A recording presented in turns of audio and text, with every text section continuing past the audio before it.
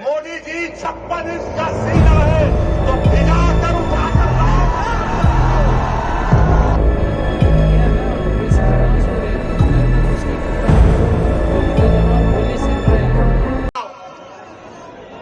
आज हमने देखा कि वेनेजुएला में ट्रंप ने अपनी फौज को भिजाकर वहां के एक जमहूरी तौर पर मुंतखब शुदा सदर को एक मुल्क से, उसी के मुल्क से उठाकर अमेरिका लेकर चले गए।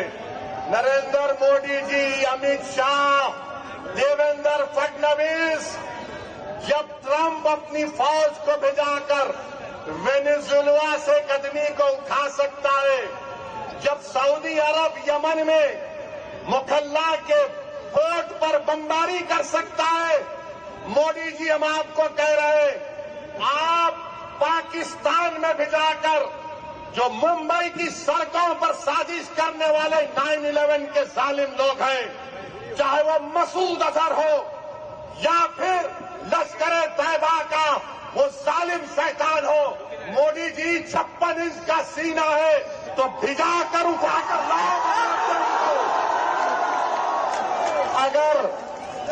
अगर ट्रंप कर सकता है तो क्या आप कम है? जब ट्रंप कर सकता है तो आपको भी करना पड़ेगा, क्योंकि मोदी ने कहा था अब की बार ट्रंप सरकार। तो मेरे भाई, मुझे मालूम कि आज के इस भाषण के भारत ने तो किया ना। ओवैसी जी कहाँ सो रहे थे? घर में घुस के ठोका है, गोली का जवाब गोले से दिया है। पर ओवैसी जी और उनके साथ वाली पार्टियों ने सर्जिकल स्ट्राइक के सबूत मांगे थे। ओवैसी जी और उनके साथ वाली पार्टियां संसद में खड़े होकर ये पूछती है कितने फाइटर हवाई जहाज भारत के गिरे। उनको शर्म नहीं आई? हमने तो पहली बार देश ने आतंकवाद के खिलाफ निर्णायक वॉर स्टार्ट किया हुआ है। पहली बार देश ने नीति बनाई कि blood and water can't flow together.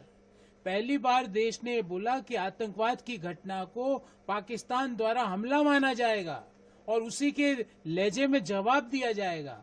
भले ही वो सर्जिकल स्ट्राइक हो, भले ही वो ऑपरेशन सिंदूर हो, गोली का जवाब गोले से देने का काम पिछले 11 वर्षों में मोदी जी के नेतृत्व वाली सरकारों ने किया है। ओवैसी जी, आपने ऑपरेशन सिंदूर के सबूत मांगे थे, आपकी पार्टी के नेताओं ने।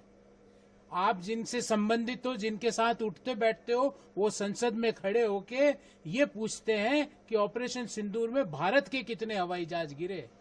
हमने तो किया है और आगे भी नक्सलवाद और आतंकवाद के खिलाफ देश में निर्णायक युद्ध चल रहा है।